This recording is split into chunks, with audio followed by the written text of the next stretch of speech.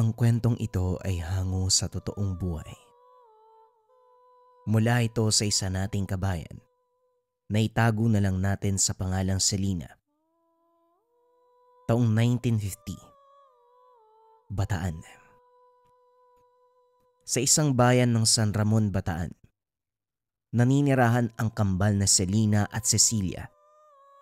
Mga dalagang kilala sa kanilang kagandahan, talino, at higit sa lahat ang pagiging kambal nito. Napakabihirang pangitain ang kambal na residente sa munting bayan, kaya naman kagad nilang nakuha ang atensyon ng mga taga roon. Simula pa lang pagkabata, para silang iisang kaluluwa sa dalawang katawan. Parehong matulungin, masiyahin at masipag ang mga ito. Gayunpaman, makikita kagad ang pinagkaiba ng kambal. Si Selena ay mas tahimik, mapagmasid, kumpara kay Cecilia na mas palatawa at mahilig makipaglaro. Isa pa sa kanilang pagkakaiba, hindi kailanman nagsinungaling si Selena. Lumaki ang dalawa sa pangangalaga ng kanilang magulang, ang amang si Mang Joseph, isang kilalang albularyo sa lugar, at ang inang si Aling Rosa, isang tahimik na may bahay ngunit parang palaging may iniinda. Nang sumakabilang buhay ang ama, mas lalong naging malapit ang kambal sa isa't isa. Lingid sa kanilang kaalaman, dala-dala pala ng isa ang sumpa na matagal nang nakatago. Pagtungtong ng 18 anyos ng dalawa, doon na nagsimula ang pagbabago. Napansin ng ilang residente na ang alagang hayop tulad ng mga manok, kambing at baka unti-unting nawawala. Wala nang lamang loob at tila may sumipsip ng kanilang dugo. Iniwang wakwak ang tiyan. Lubos itong ikinabahala ng mga residente. Kung sino man ang may kagagawan, dapat nang mahuli at mapahinto. Nangangamba sila na kalaunan, hindi na maging sapat ang hayop para sa nilalang at tao na ang susunod na biktima. Ilang residente na ang sumubok tugisin o tuklasin kung sino o ano ang nilalang. Kaso nga lang, dahil wala na ang albularyo sa bayan, hindi naging matagumpay ang kanilang paghahanap. Patuloy na nagdulot ng takot sa isipan at puso ng mga residente ang hindi matukoy na nilalang. Ayon pa sa mga ito, mula sa bubungan, naririnig ng ilan ang malakas na pagaspas ng pakpak. Malakas ngunit parang mabigat din ang hangin.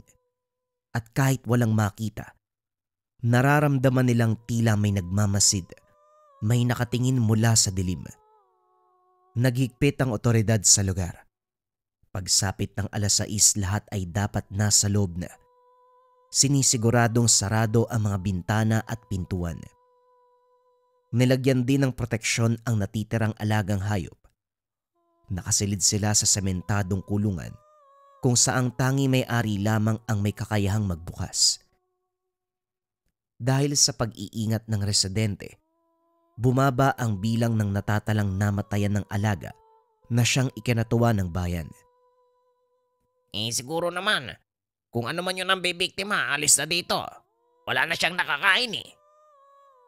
Ito ang palaging usapan ng mga residente. Habang nasa pagkainan, nabanggit ni Aling Rosa ang patungkol sa usap-usapan ng bayan.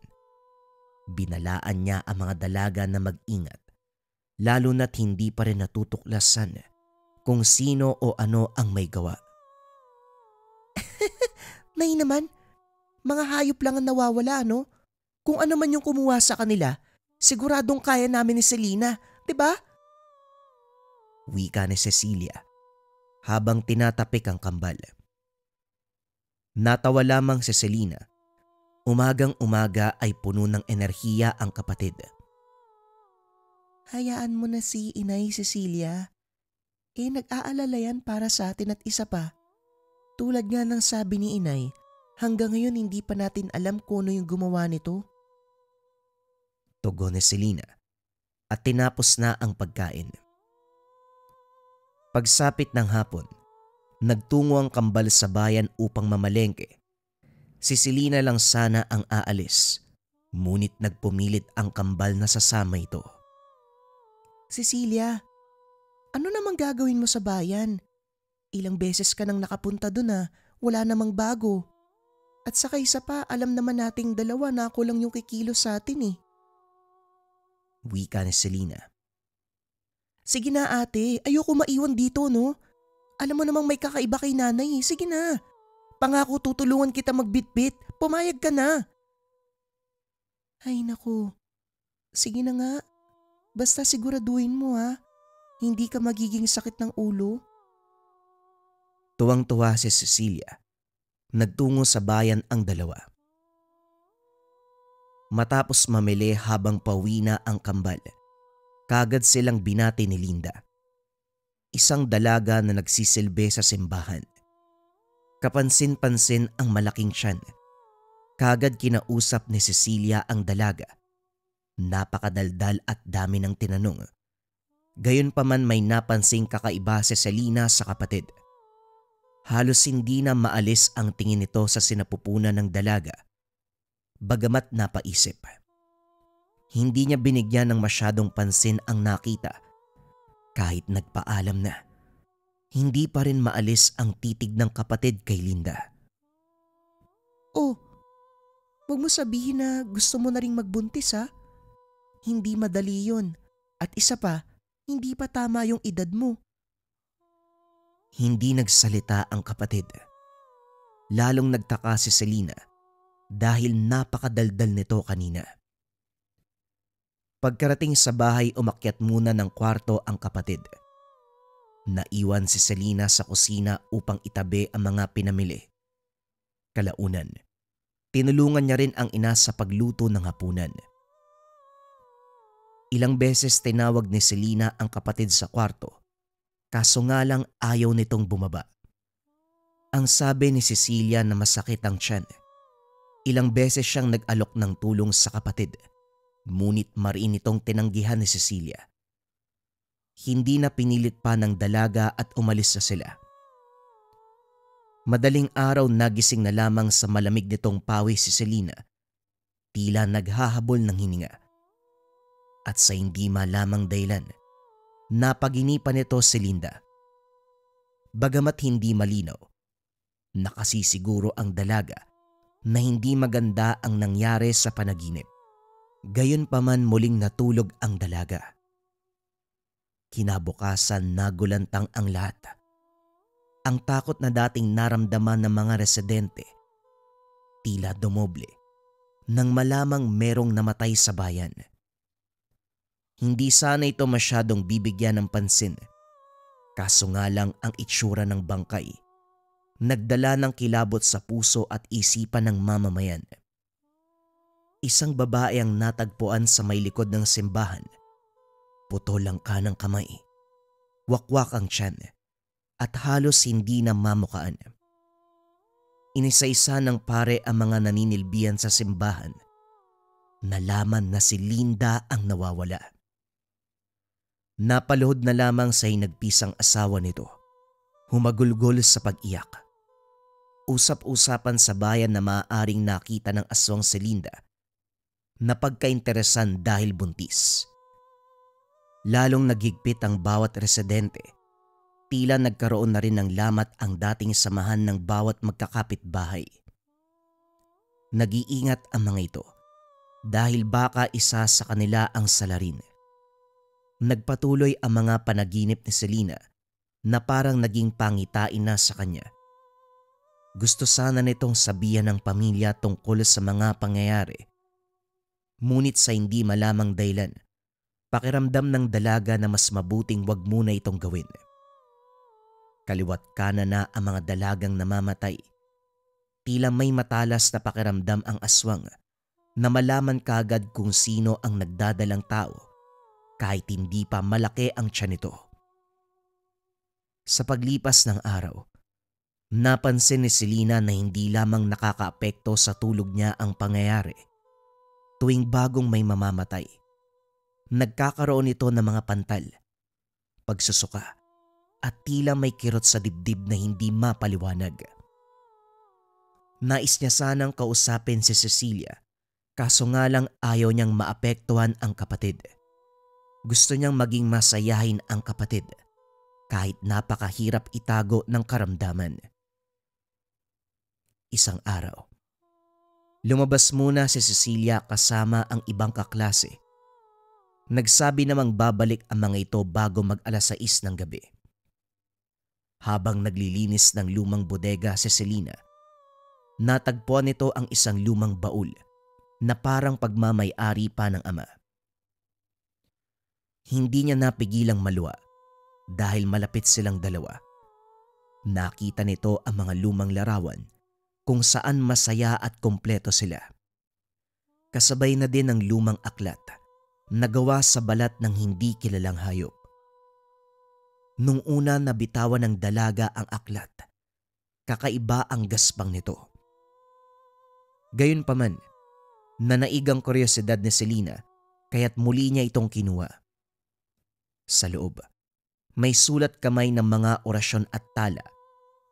Habang sinusuri, isang pahina ang nakaagaw ng pansin. Ang sumpa ng laman, maaaring maipasa. Isa ang kayang isalba, isa lang ang kayang protektahan. Hindi masyadong naintindihan ng dalaga kung ano ang ibig sabihin ng sulat. Ngunit habang tinitignan pa ang laman ng baul, isang maliit na boteng tila may langis sa loob ang natagpuan. Sa labas ay may lagdang iniwan ang ama. Meron itong orasyon at ayon sa nakasulat, kailangan maipahid o mapainom ito sa aswang. Ito lang ang tanging paraan upang mamatay ito. Dali-daling pinuntahan ni Selena ang ina upang magbigay linaw sa mga katanungan sa isipan. Hindi niya inasahan ang naging reaksyon ng ina. Paulit-ulit nangingi ng paumanhin at halos mapalod sa kakaiyak. Doon niya nalaman, may lahing aswang noon ng ina. At sa tulong ni Mang Elias ay naipasa nito sa iba ang sumpa.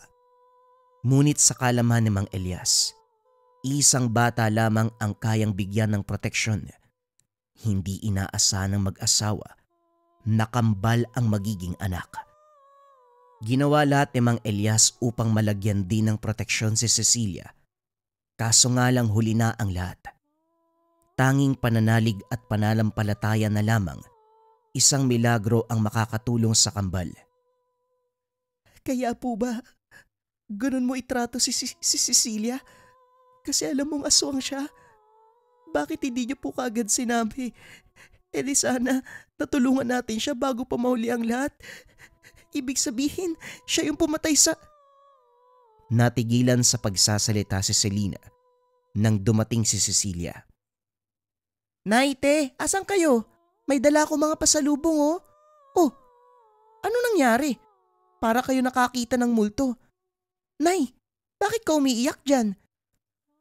Nagulat si Cecilia dahil biglang sumigaw ang nanay. Halos itulak pa siya papalayo. Dali-daling umalis si Aling Rosa.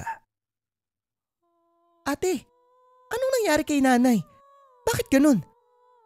Niyakap ni Selena ang kambal. Pagsapit ng gabi habang natutulog, ginising ng ina si Selena at pinababa sa sala. Muli itong nangingi ng tawad sa anak. Bagamat hindi siya makakatulong, nirekomenda nito ang nanay ni Mang Elias na si Lola Edna. Dati itong mangkukulam at hindi nito nagustuhan ang pagsasama nila ng anak. Gayunpaman, nakakasiguro naman si Aling Rosa na kahit papano ay mahal ng matanda ang kanyang mga apo. Bakit ka ganyan, Nay? Si tatay nga tinulungan ka eh. Tapos yung sarili mong anak sinukuan mo kaagad. Dapat itrato mo rin ng tao si Cecilia. Anak mo rin siya eh. Wika ni Selena. Umalis ang dalaga ng gabi. Pagkarating sa kubo ng lola, kagad siyang pinapasok. Pasensya ka na, iha. Pero katulad ng sinabi ng nanay mo at anak ko, huli na ang lahat. Lalo na't naghahasik na ng kasamaan ng kapatid mo. Yan sinabi ko kay Elias eh. Mag-ingat siya pero wala. Matigas ang ulo. Wika ni Lola Edna. Pero bakit naman po si nanay? Natanggal sa kanya yung sumpa. Dahil nga sinumpa lang ang nanay mo, pwedeng ipasa sa iba. Pero ang kapatid mo, nasa dugo niya mismo ang pagiging aswang. Ibig niyo po bang sabihin, kung ano si Cecilia ngayon, ganon din ang kakantungan ko? Hindi apo. Isa lang ang kayang protektahan ng tatay mo, kaya hindi ka nadamay. At yang langis na yan, yang dala mo ang susi upang mabigyan ng katarungan ang mga babaeng walang awang pinapatay ng kapatid mo. At para matigil na rin ang kalbaryong ginawa niya, isang patak lang ng langis na yan sa dugo ng kapatid mo. Yun lang ang kailangan, iha. Teka, paano ko po gagawin yun? Kapatid ko po yun eh. Nasa kamay mo ang solusyon. Alam kong mahirap pero tandaan mo. Ngayong alam mo na ang lahat. Bawat biktima ng kapatid mo noon, hindi mabibigyan ng hustisya. Lahat sila ay may pamilyang naiwan.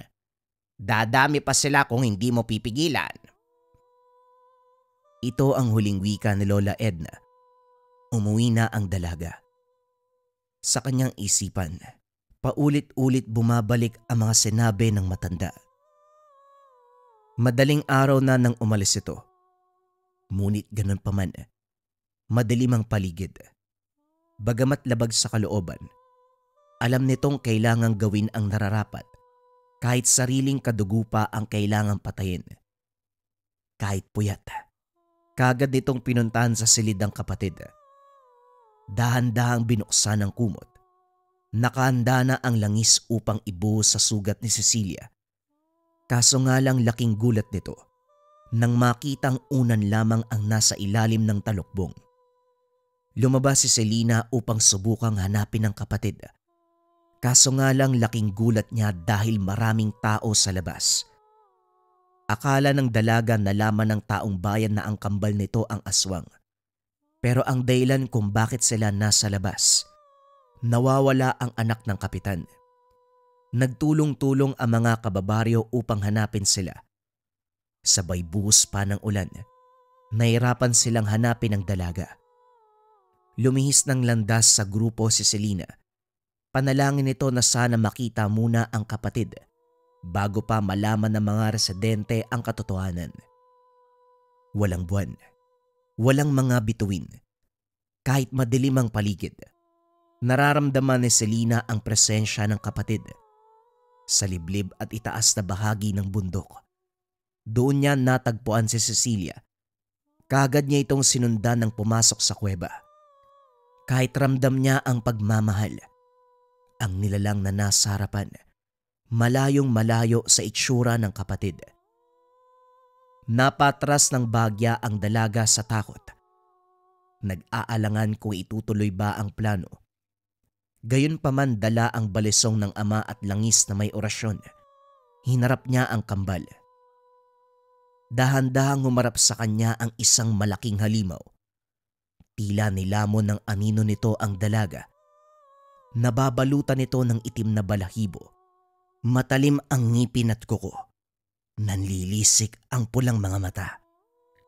Sa kamay niya bitbit ang isang batang lalaki. Iyak ng iyak ang bata at halos himatayin na sa takot. Tinitigan siya ng nilalang hanggang sa dahan-dahan nitong nilapagang bata. Kaso nga lang, nakita nito ang dalang balisong ng kapatid. Nagbago ang reaksyon ng halimaw. Para saan ang dala mo? Papatayin mo ko? Mabilis ang kilos ni Cecilia. Binuka ang bibig at akmang kakagatin na ang bata. Kagad lumapit si Selena upang pigilan ito. Kaso nga lang nakailag ang halimaw sa atake. Nadaplisan nito ang balikat ng kapatid. Napasigaw sa sakit ang dalaga. Muli itong inatake ng halimaw. Dahil dito, nabitawan niya ang balisong Tumalsik ito sa malayo. Gayunpaman hindi tumigil si Selena upang kunin ang bata. Kaso nga lang kahit ibigay niya ang buong lakas, wala itong laban sa halimaw. Paulit-ulit na tutumba at halos gumulong na sa putikan si Selena. Ilang beses itong natamaan ng kuko ng nilalang. Tumatama na rin siya sa bato sa paligid. Kahit nagtamo ng mga pasa at mga sugat, napansin niya na nagpipigil ang nilalang. Kita sa mga mata ng aswang na ayaw nitong saktan ng kapatid. Hindi mapigilan ni Selinang maluha. Ayaw din niyang kalabanin ang kapatid. Kaso nga lang maraming mamamatay kung patuloy na mabubuhay si Cecilia. At dahil hindi pa rin nagpapaawat si Selena, pumikit na lamang ang nilalang. Tila ayaw nitong makita ang susunod na gagawin. Sumugod siya. Kagad bumaon ang mga kuko sa mga binti ni Selena. Ngunit imbes na umalis si Selena, binaon pa nito ang kuko. Sa ganitong paraan umaasa si Selena na matatauan na ang kapatid. Isipin mong maigi. Kung ako kaya mong saktan, ano pang kaya mong gawin sa ibang tao? Dahil sa sinabi ni Selena, dahan-dahang umatras ang nilalang. Umalis ka na. Kung hindi tutuluyang kita. Muling nakuha ni Selena ang balisong. Ngunit imbes na itutok sa nilalang, itinutok niya ito sa sariling leeg.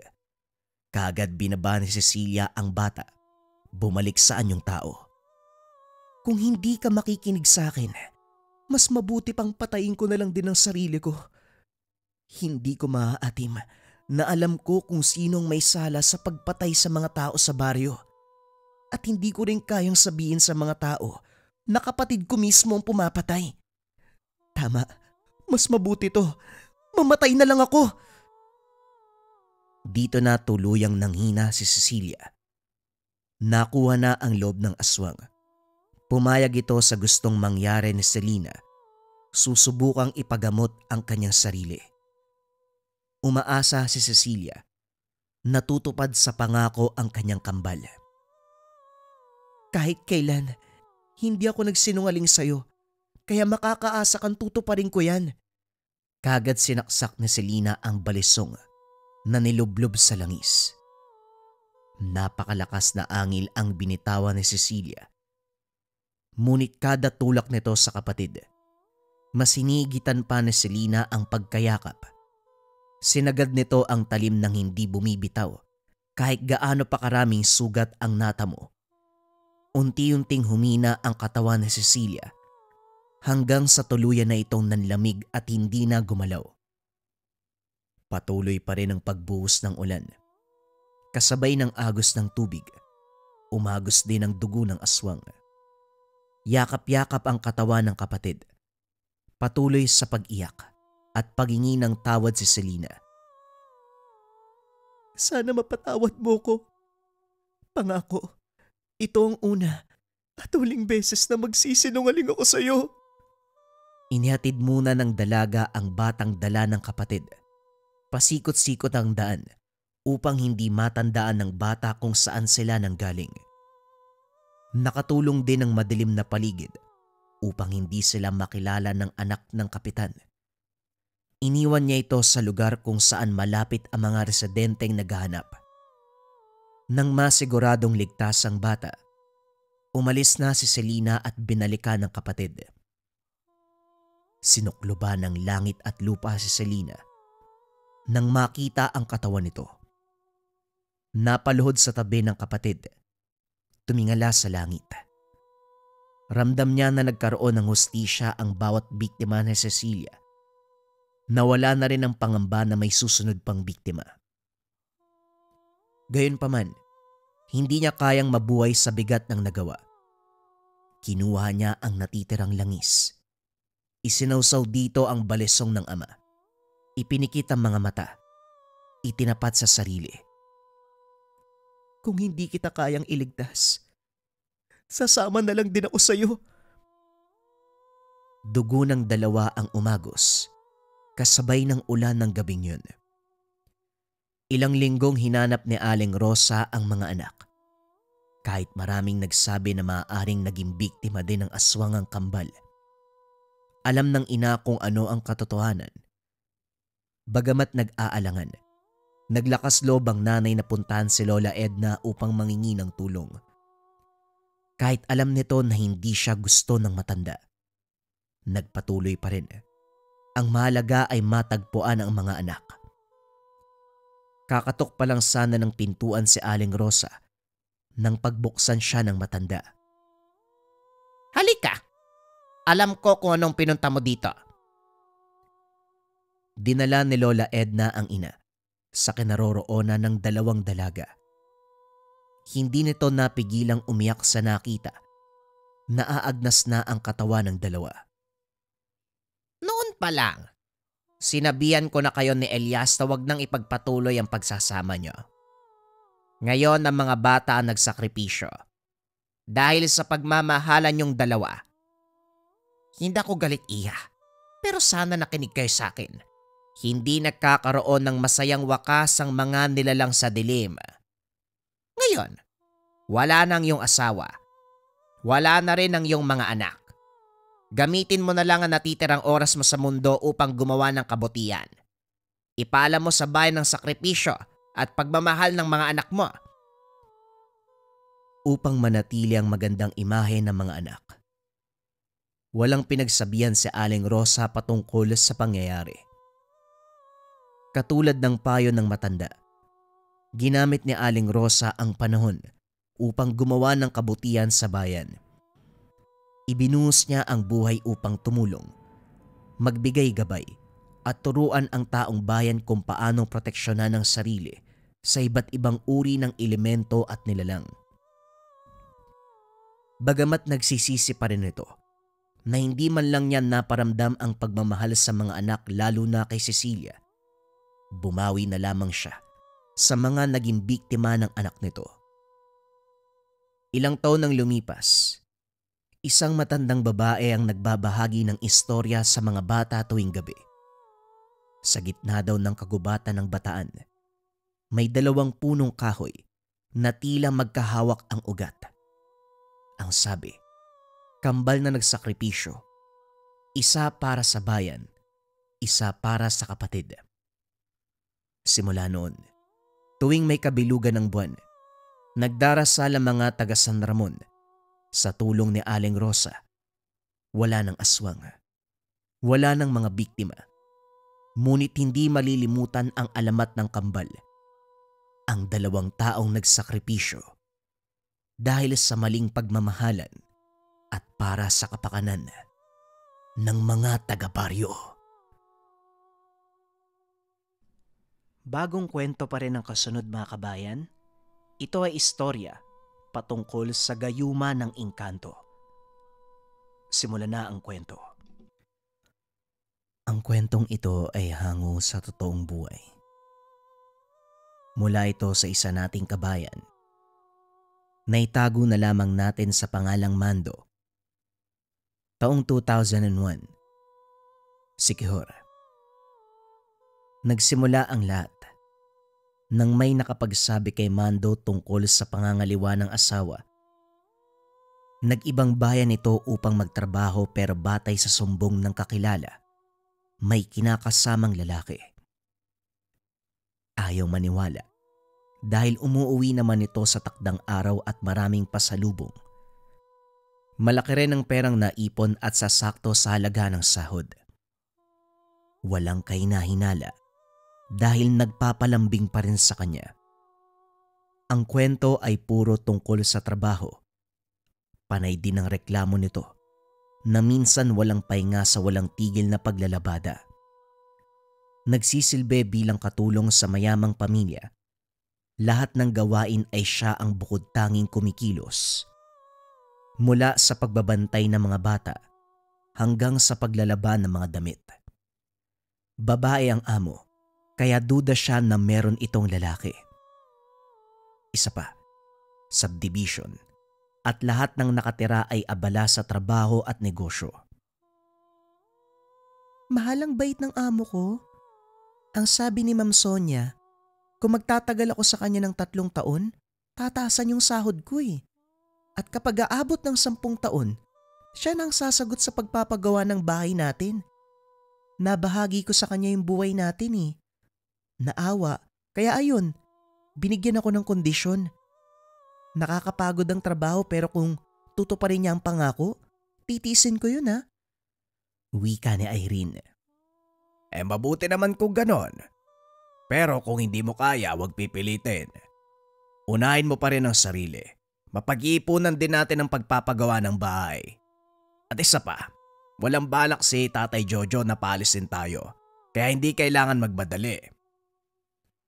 Wika ni Mando. Pero mas mainam na meron tayong sariling bahay para magagawa natin ang lahat ng gusto. Nakakaya na rin kay Tatay Jojo eh. Kung tutuusin, dapat bumukod tayo kasi mag-asawa tayo. Kung ako lang naman, dito na ako sa tahanang to. Walang problema kay Tatay Jojo. Kasi gusto niya rin may kasama eh. Pero kung nais mo namang bumukod, wala pa ring problema. Pagdating ng araw, kapag may sapat ng ipon, ipapatayo natin ang bahay na gusto mo. Tugon ni Mando sa asawa. Gumanti ito ng ngiti at yumakap sa kanya. Sabay nang nagpahinga dahil meron pang maagang lakad. Kinabukasan nagulat na lamang si Mando dahil wala na sa tabi si Irene pagkagising. Hinanap sa loob ng tahanan pero hindi magilap. Wala din sa labas. Nagtatakang lumapit si Tatay Jojo. Kung makahanap ka naman parang nilayasan ka ng asawa mo. Sandali. May hindi pa kayo pagkakaunawaan. Maaga yung umalis Nagmumug nga lang tapos lumabas na Ano nangyari? Bakit nyo naman po nasasabi ang ganyan? Maayos naman po ang pagsasama namin ni Irene. Hinuwa ko lang naman batay sa kilos ng babae. Kanina kasi nagmamadali. Mabilisan ang kilos na parang may hinahabol na oras. Hindi ko nga alam kung napansin niya magkaibang pares ng bakya yung sinuot. Daliri pa ang ginamit sa pagsuklay ng buhok. Baka tama ang sinabi ni Nestor. Merong palihim na kinikita yung asawa mo. Napabuntong hininga si Mando. Pilit pinigilan ang inis. Tatay Jojo naman, mabuti pang atupagin nyo na lamang ang gawain nyo. Alis lang po ako. Huwag nyo na rin po akong intayin kasi baka matatagalan ako sa pag-uwi. Saan ka ba pupunta? Huwag mo sabihing habulin mo si Irene. Mando, hindi ka aso para maghabol Kung ayaw na ng asawa mo sa'yo, huwag mong pilitin. Hindi ka wala ng babaeng yon. Mahaba pa ang sinabi ng matanda pero hindi na pinakinggan ni Mando. Pagkatapos gumayak. Dumiretso sa pag-angkas ng motorsiklo. Hinarurot habang binabaybay ang kahabaan ng daan.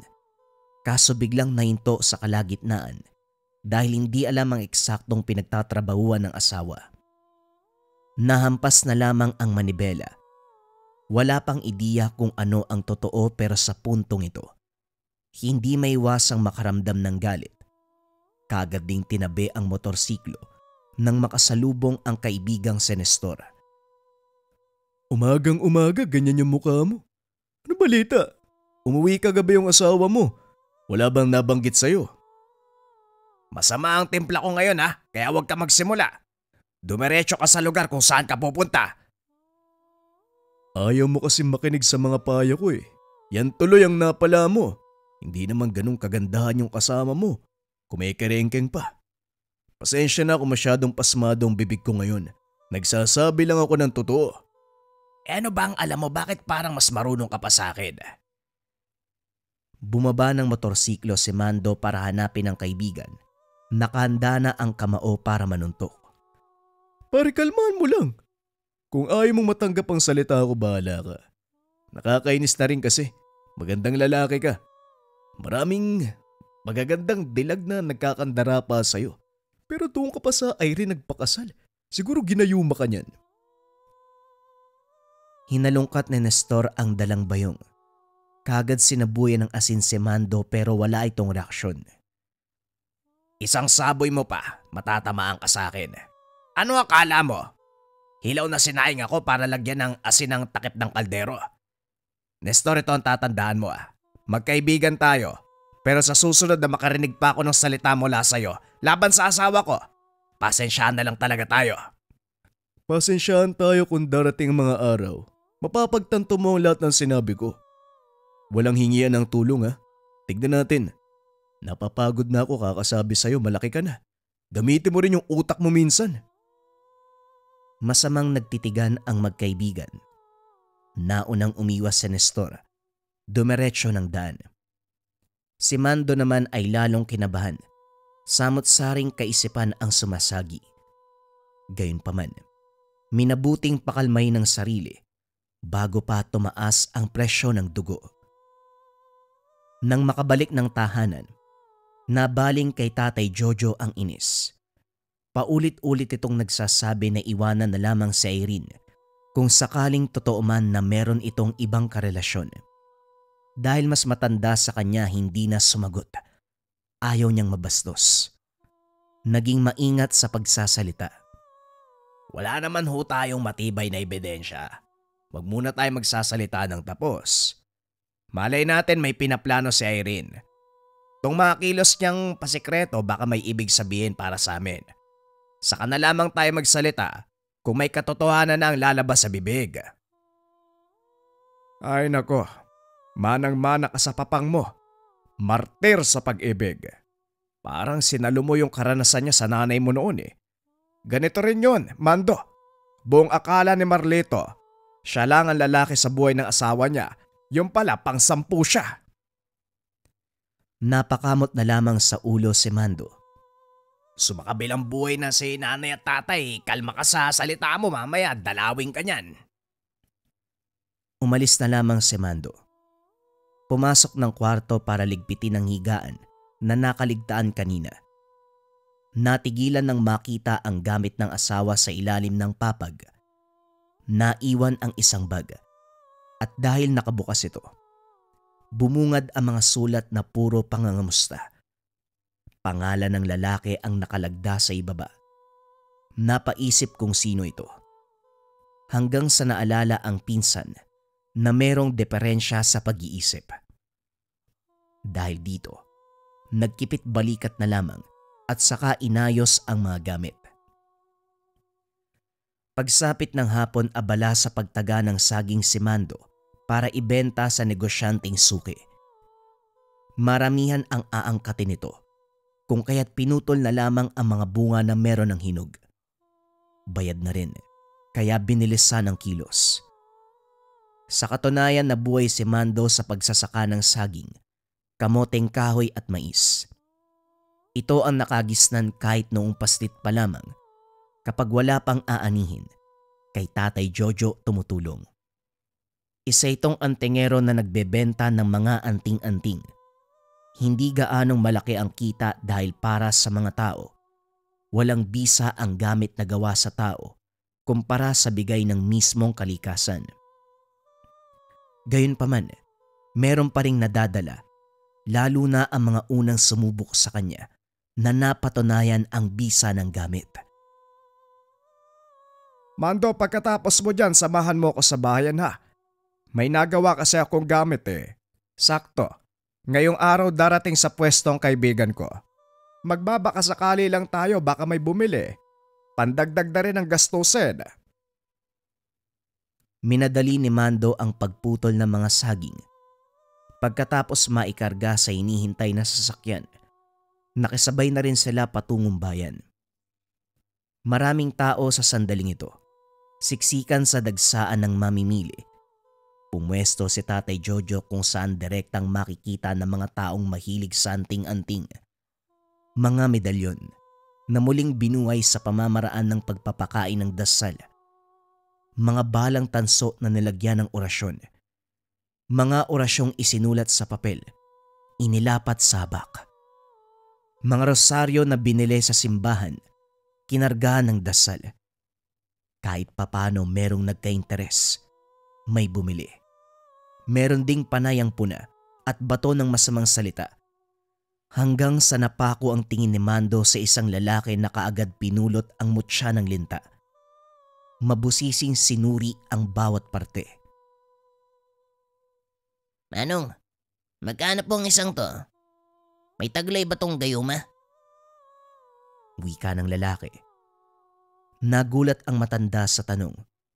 Sa tinagal ng pagtitinda ng anting-anting, ito pa lamang ang unang pagkakataon na makarinig ng ganong klaseng katanungan. Madalas sa inuusisa, kung makakayanan bang protekta ng buhay laban sa banta ng kalaban o hindi kaya swerte sa negosyo. Grabe naman yung tanong mo, Eho. Meron din naman ang mutyang yan. May kusang gayuma. Sigurado ka bang sa ganyang paraan mo gagamitin? Oho, hindi naman sa ibang tao kundi sa asawa ko lang. Kumikerengkeng kasi sa ibang lalaki. Gagamitan ko nito para bumalik sa akin. Medyo masama pakinggan, pero gusto ko lang bawiin ng nararapat. Ay ganun ba? Desisyon mo yan. Ibibigay ko na lang ng mura. Tugon ni Tatay Jojo. Hindi makapaniwala sa mga narinig. Nasundan nito ng tingin ni Mando. Napabuntong hininga nang pumasok sa isip ang sitwasyon kay Irene. May parte sa kanya na nagsasabing gawin din ito para hindi magkatotoo ang sinasabi laban sa asawa. Bumaling sa paninda ni Tatay Jojo pero kagad siyang sinita. Oh, anong iniisip mo, Ber? Huwag mo sabihin gagawin mo rin yung sinabi ng lalaki. Hindi. Tinitignan ko lang kung marami pa.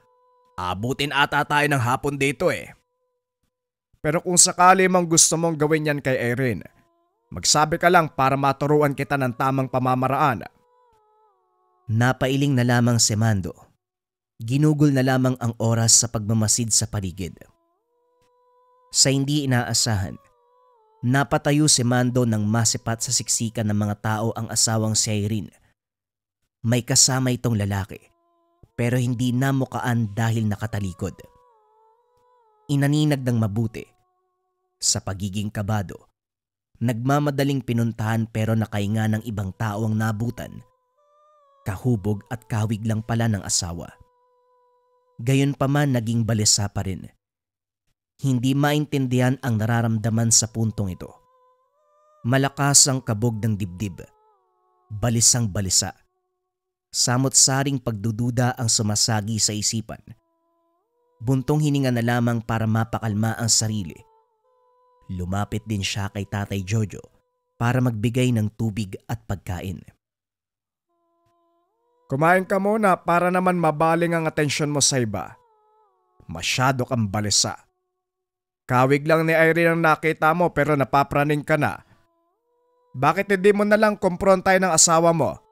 Huliin mo sa salita para magkaalaman at mapanatag ang kalooban mo. Hindi ang ganyan, binabaliw ka sa ideyang meron siyang iba. Baka nga napapraning lang ako, tay. Tiwala naman ako kay Irene. Hindi niya ako pagtataksilan. Tiwala pero ganyan ang nararamdaman mo. Iho, para magkalinawan, kausapin mo si Irene. Mahirap mabuhay ng may pagdududa. Lalo pat may nakapagsabi na may karelasyon. Si Nestor nga may nasabi rin tungkol sa asawa mo eh. Natahimik si Mando.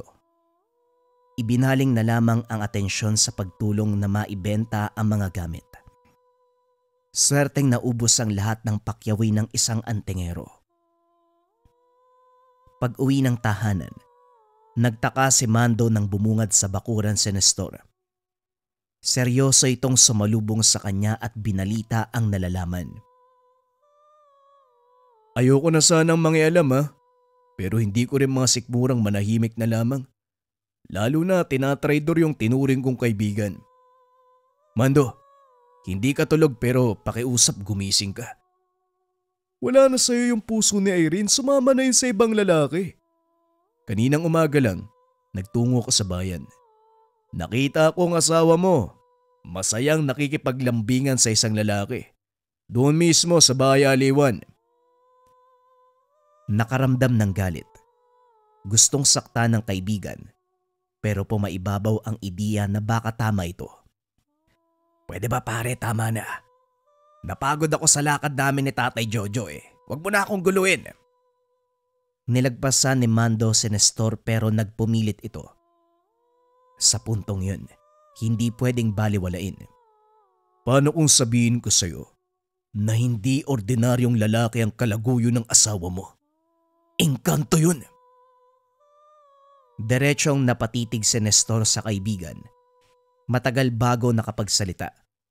Si Tatay Jojo na nakarinig ay kagad lumapit. Engkanto ka mo, Nestor. Totoo ba ang sinasabi mo? Opo, Tatay Jojo. Kung hindi nyo na itatanong, bukas ang ikatlong mata ko para sa ganitong elemento. Kanina ko lang din nalinaw ang kasama ni Irene eh. Walang duda. Tamang hinala ko, hindi ordinaryong tao yun. Nestor, hindi yan nakakatuwa. Kung nandito ka lang para manira, umuwi ka na lang. Sandali lang naman, Mando. Hindi pwedeng isawalang bahala ang ganitong usapin. Hindi pangkaraniwan ang kinakasama ng asawa mo. Papayag ka bang mapunta siya sa engkanto? Nestor, saan mo eksaktong nakita si Irene kasamang elemento? Doon po sa bahay Aliwan, sa kabilang bayan. Pumasok ng tahanan si Mando. Nanikip ang dibdib, kasabay ng pagkaramdam ng takot. Hindi na alam kung ano ang iisipin sa mga kaganapan. Nangihina. Wala nang sapat na lakas para harapin ang pangyayari. Gayunpaman alisto si Tatay Jojo. Nakipagkasundo kay Nestor para mapuntahan si Irene. Tumulong naman ito. Walang pagdadalawang isip. Pinuntahan ng subdivision na pinagtatrabahuhan. Naabutan nila si Irene sa likod. Nakaupo sa tumbang puno habang may nakayakap na lalaki.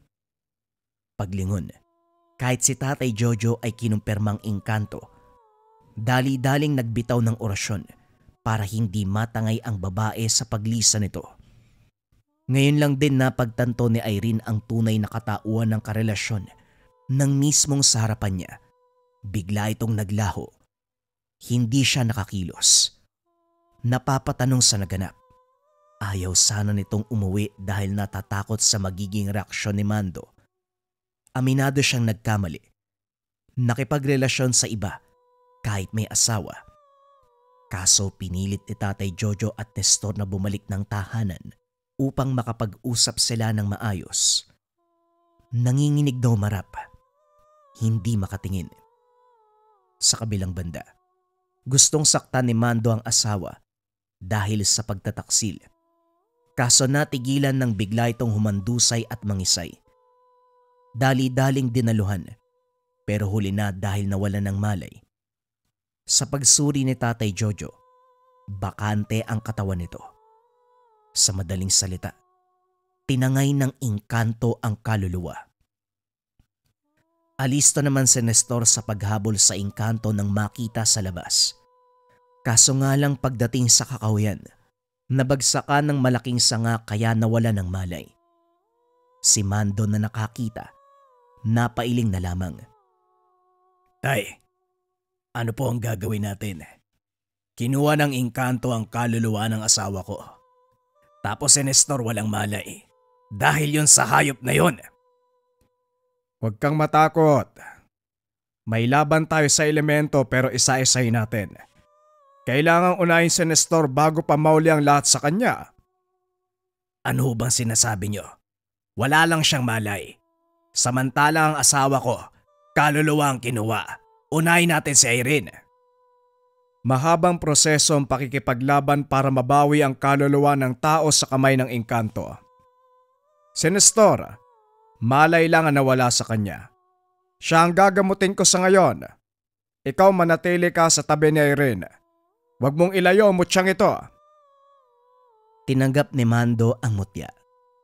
Dali-daling binalingan ng asawa. Palihim na nagdarasal. Nang magkamalay si Nestor, si Irene naman ang inasikaso ni Tatay Jojo. Nagsambit na ng mga orasyon. Marami pa itong inilapat na dasal. Pero kahit anong gawin ay wala pa ring senyales ng kamalayan. Naluluha si Mando habang nakatingin sa katawan ng asawa. Huwag ka munang umiyak, Mando. Hindi pa uli ang lahat. Hindi pa ito ang panahon para panghinaan ka ng kalooban. Simula pa lang ito ng proseso. Pasalamat tayo kay Nestor. Nasabihan tayo kaagad sa kalokohan ng asawa mo. Ay hindi. Hindi masasabi na kalokohan ni Irene. Dahil ang totoo, biktima lamang siya ng engkanto. Mabuti nga rin bukas ang ikatlong mata ng kaibigan mo. Nakita ang kasamaan ng elemento. Napahugot ng hininga si Mando. Hindi makatingin kay Nestor na nakaupo sa kabilang pwesto. Ilang beses niya nang sinabihan pero hindi naniwala. Hindi kasi madaling maniwala sa ganitong usapin eh. Lalo na kung walang matibay na pruweba. Ay nako, huwag na nga natin pag-usapan. Ang atupagin natin kung paano maibabalik ang kaluluwa ni Irene. Naging seryoso at masinsinan ang usapan. Pinangunahan ni Tatay Jojo ang plano. Siya ang may karanasan sa ganitong pangyayari. Ang ginawa, nagbigay ng alay sa engkanto, pampalubag loob upang manlambot at maawa. Hindi pinakitaan ng dahas si Tatay Jojo para maging makatotohanan. Taus-puso ang paghingi ng tawad sa naunang kilos. Nagsusumamo na ibalik sa kanila ang kaluluwa ni Irene.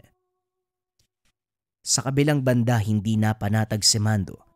Gumawa na rin ng hakbang para sa kalagayan ng asawa. Hindi sigurado sa gagawin pero determinado.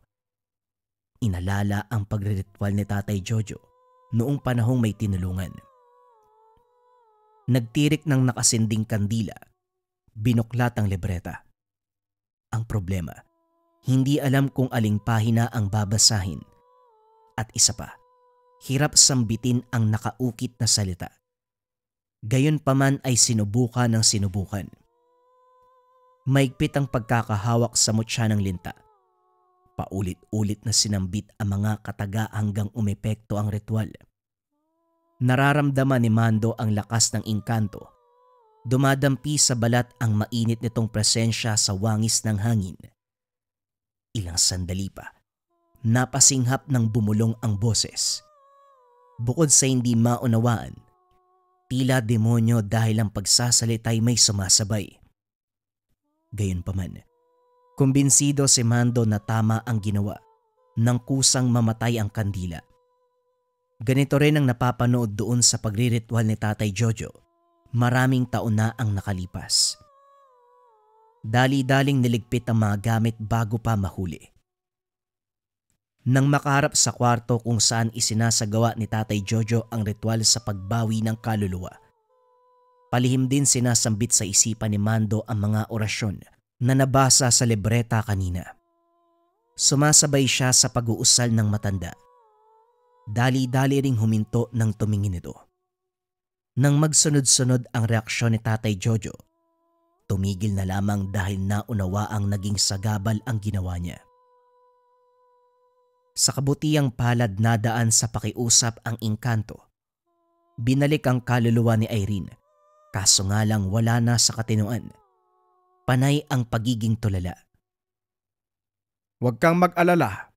Normal lamang yan sa tao, lalo na kung galing sa ibang mundo. Lilipas din ang kondisyong ito. Diyan na muna kayo. May susuriin lang ako.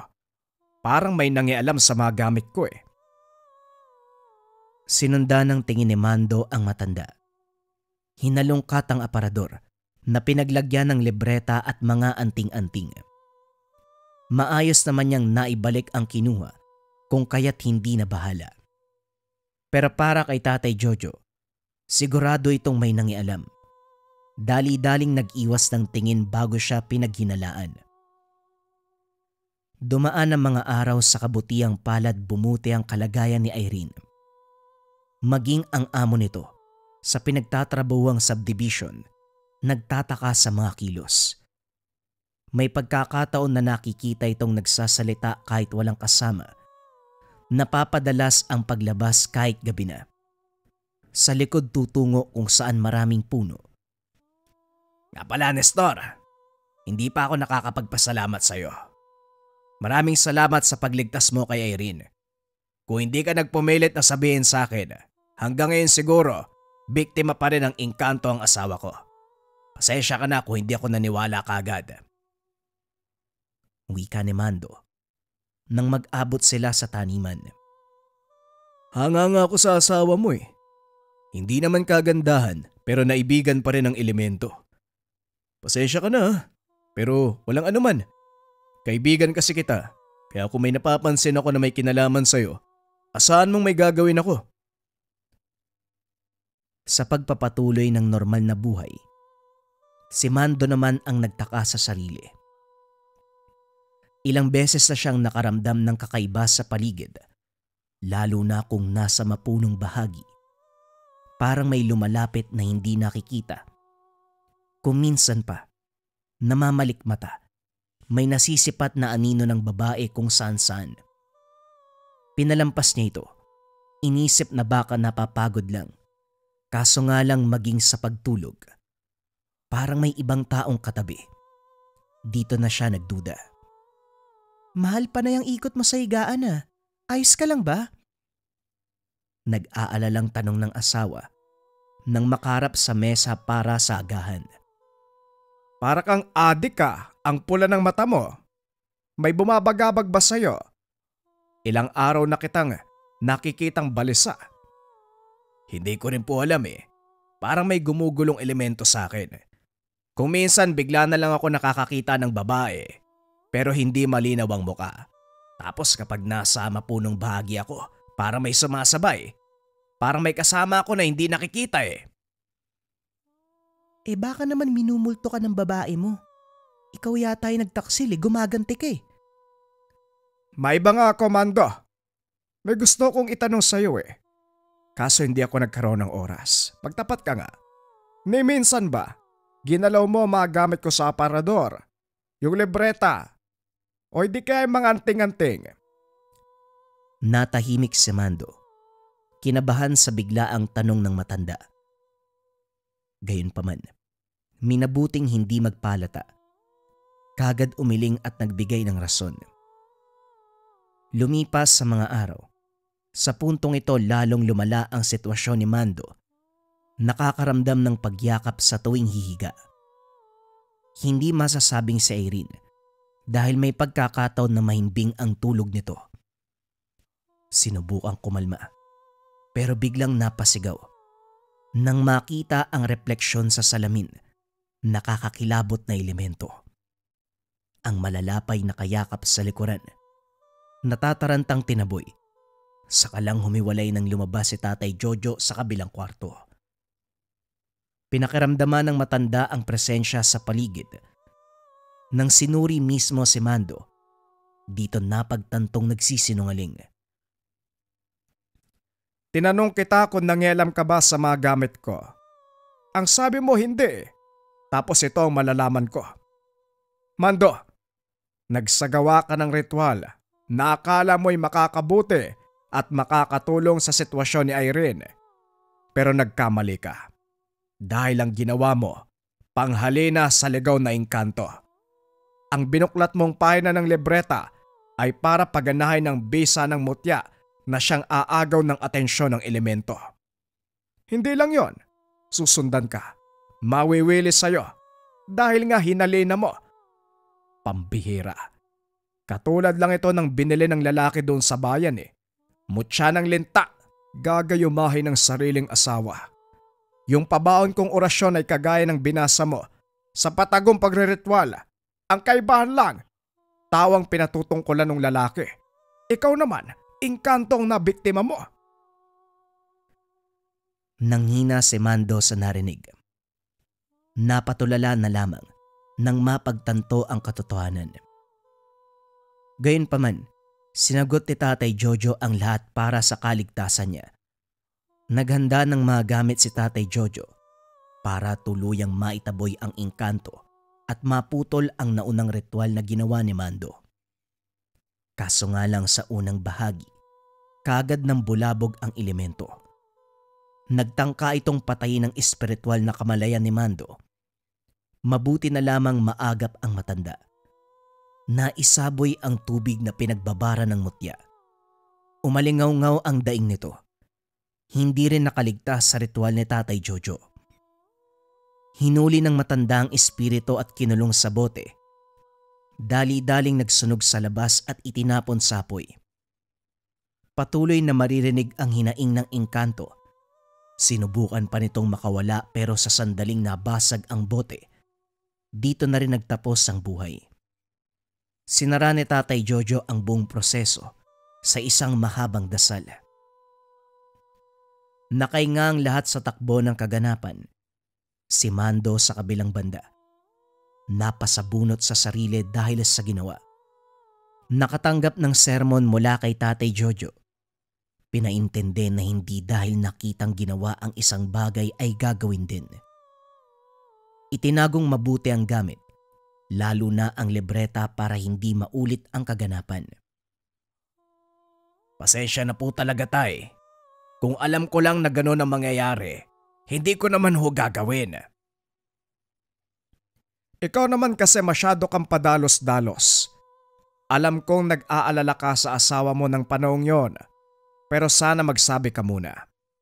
Tignan mo, kung nagmamadali yung engkanto malamang natangay ka na. Hindi namin malalaman na nasa ibang mundo ka na. Swerte ka lang, hindi ka dinerecho ng nilalang. Sa susunod, huwag kang gagawa ng hakbang na hindi ko nalalaman. Tumango na lang si Mando matapos makausap ang tatay. Ang buong kaganapan na natili sa kanyang isipan. Magmula nang mabiktima ang asawa ng engkanto, napasailalim sa mahika ng elemento. Hanggang sa napunta sa kanyang sumpa. Nagmistulang aral ito. Na mabuting meron tayong kaalaman sa mga ganitong bagay. Dahil kung wala ang tulong ni Nestor at Tatay Jojo, siguradong wala na siyang asawa. Iisipin niyang pinagtaksilan siya. Pero ang katotohanan, ito ay biktima ng isang engkanto.